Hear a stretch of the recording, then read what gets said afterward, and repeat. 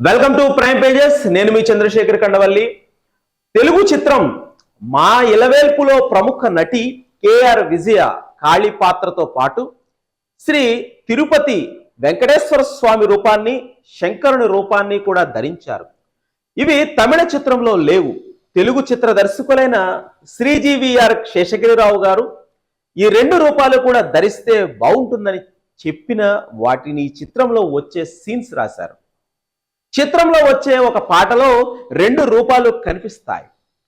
ఒక్కొక్కరికి ఒక ఇలవేల్పు ఉంటారు. రాముడు కొందరికి, వెంకటేశ్వర స్వామి మరికొందరికి శివుడు, ఇంకొందరికి సుబ్రహ్మణ్యేశ్వర స్వామి. ఇలా ప్రతి వారికి ఒక్కొక్క ఇష్ట దైవం ఉంటారు. నేను నా చిన్నతనం అంతా తమిళనాడులో ఉన్న పళనిలో గడవడం వల్ల నాకు పళనిలో ఉన్న కుమారస్వామి ఇష్ట దైవమైనారు. కష్టంలోనూ సుఖంలోనూ నేను ఆయననే స్మరిస్తాను. నాకేదైనా మా కుటుంబంలోనైనా వారికైనా ఆ దైవం అంటే ఇష్ట దైవం. అందువల్ల నేను మద్రాసులో చాలా కాలంగా ఉంటున్నా తిరుపతి వెళ్ళి వెంకటేశ్వర స్వామిని దర్శించలేదు. మద్రాసులో ఉన్న చాలా మంది తరచూ తిరుపతి వెళ్ళి ఆ స్వామిని దర్శిస్తూ వస్తూ ఉంటారు.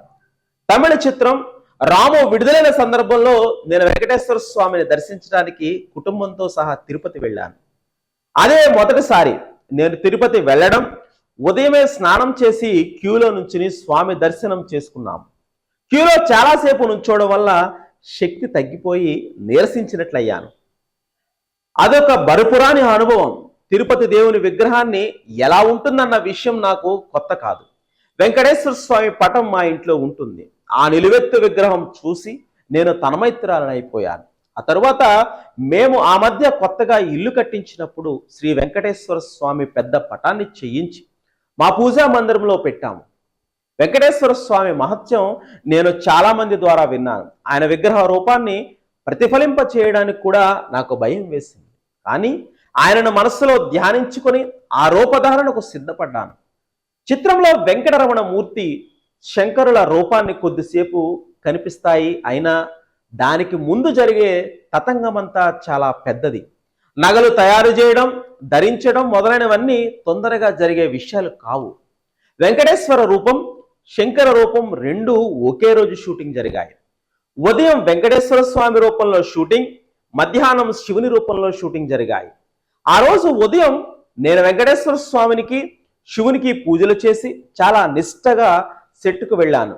వెంకటేశ్వర స్వామి రూపం అంటే ఉన్న కష్టం వల్ల అనేక ఆభరణాలు ధరించడమే. కానీ శంకర రూపం అంటే మెడలో పాము వేసుకోవాలి. నాకు చిన్నతనం నుంచి పాములంటే చాలా భయం. పామును చూస్తే అదో విధంగా గగ్గురుపాటు కలుగుతుంది. కానీ కట్టురాణి అన్న తమిళ చిత్రంలో ఒక పెద్ద కొండ చిలువ నా మీద నుంచి పాకాలి. నేను వద్దు అన్నాను, నాకు భయం అన్నాను. కానీ ఆ చిత్ర నిర్మాత దేవర్ మొన్న గురువారంతా నాకు ధైర్యం చెప్పి ఒప్పించారు. తీరా ఒప్పుకున్న తరువాత నేను భయపడ్డట్టే అయ్యింది. ఆ పాము నా మీద పాకినట్టే పాకి నన్ను పెనవేసుకుంది. భయంకరమైన దాని తల నా ముఖం ముందు పెట్టి చుట్టూ సాగింది. నా ప్రాణాలు పైనే పోయాయి. లవోదివమని గోలగోల చేసి పెద్దగా కేకలు పెట్టాను. అంతలో ఆ పాముల వ్యక్తి తతిమ్మవారు వచ్చి పామును విడదీశారు. నా ఒళ్ళంతా జలరించిపోయింది. ఎంతసేపు గడగడా వణికిపోయాను. ఆనాడు షూటింగ్లో ఇక పాల్గొనలేదు. నా భయం చూసి నన్ను జాగ్రత్తగా ఇంటికి పంపించేశారు. అయినా ఆ భయం వణుకు తగ్గలేదు. ఆ రాత్రి తీవ్రమైన జ్వరం వచ్చింది. వారం రోజుల వరకు ఆ జ్వరం నన్ను విడిచిపెట్టలేదు.